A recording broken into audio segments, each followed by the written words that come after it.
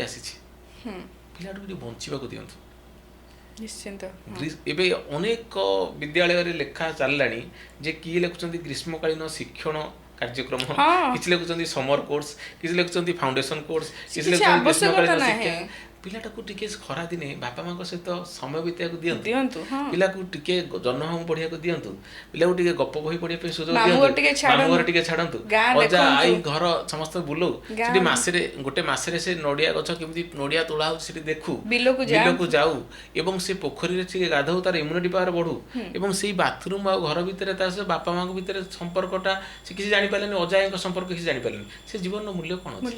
ଆଉ ଜୀବନର ବିଶ୍ୱବିଦ୍ୟାଳୟରୁ ଯିଏ ଶିଖିଲା ସେ ହିଁ ବଞ୍ଚିଗଲା। ସେ ବଞ୍ଚିଗଲା। ତାପରେ ଏତେ ବୋଝ ଗୋଟେ ଛୋଟ ପିଲାକୁ ଆମେ ବୋଝ ନଉଥିଲୁ ବହୁତ, ମାନେ ପ୍ଲସ ଟୁ ପରେ ଏବେ ଛୋଟ ପିଲାଙ୍କୁ ଜନ୍ମ ହଉ ହଉ ତାକୁ ବୋଝ ଦେବା ଆରମ୍ଭ କରୁଛୁ। ଏଇଟା ଯଦି ବୋଝଟାକୁ ଆମେ ନ କମେଇ ପାରିବା, ଦେଖନ୍ତୁ ବାପା ମା ଯଦି ନ ବୁଝିପାରିବେ ତାହେଲେ ପିଲାମାନେ ତାକୁ ବୋଝ ବୋଲି ଭାବିବେ।